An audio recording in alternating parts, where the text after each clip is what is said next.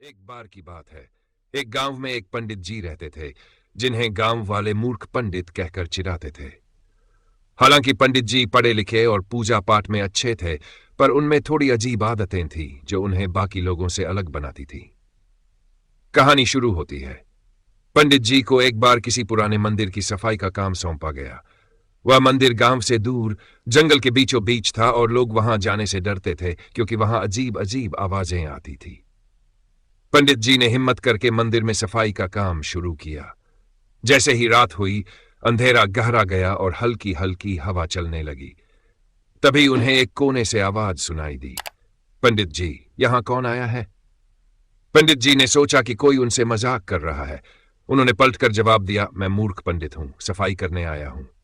लेकिन इस बार आवाज तेज हो गई, यहां से चले जाओ, नहीं तो पछताओगे। भूतिया साया अचानक मंदिर के एक कोने से एक साया निकल कर आया। वह भूत जैसा दिख रहा था, बड़ा, सफेद चोगा पहने और उसकी आंखें जल रही थी। पंडित जी को थोड़ा डर तो लगा, लेकिन उन्होंने सोचा, मैं पंडित हूं, मुझे भूत प्रेत से क्यों डरना चाहिए। उन्होंने भूत से पूछा, तुम कौन हो और यहां क्यों हो? भूत ने कहा, मैं इस मंदिर का पहरेदार हूं, जो भी यहां आता है उसे डराकर भगा देता हूं।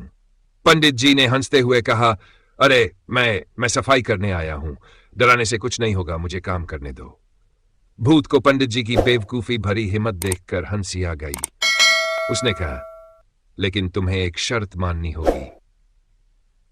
शर्त का रहस्य? भूत ने कहा, यहां एक खजाना छिपा हुआ है, अगर तुम इसे खोज पाओ तो तुम्हें इनाम मिलेगा, लेकिन अगर तुम असफल हुए तो मैं तुम्हें हमेशा के लिए यहां कैद कर लूंगा। पंडित जी ने शर्त मान ली और खजाना ढूंढने लगे। वह हर कोने में झाड़ू लगाने लगे। अचानक उन्हें एक पुराना ताबूत मिला। जैसे ही उन्होंने ताबूत खोला, उसमें से सोने चांदी के सिक्के निकल आए। भूत ने कहा, तुमने मेरी शर्त पूरी कर ली, अब यह खजाना तुम्हारा हुआ, लेकिन याद रखना, इसे जरूरतमंदों में बांट देना। सीख, पंडित जी ने उस खजाने से गांव के गरीबों की मदद की। अब लोग उन्हें मूर्ख पंडित नहीं, बल्कि साहसी पंडित कहने लगे। मोरल: डर से घबराने के बजाय अगर हम समझदारी और हिम्मत से काम लें तो बड़ी से बड़ी समस्या का हल मिल सकता है।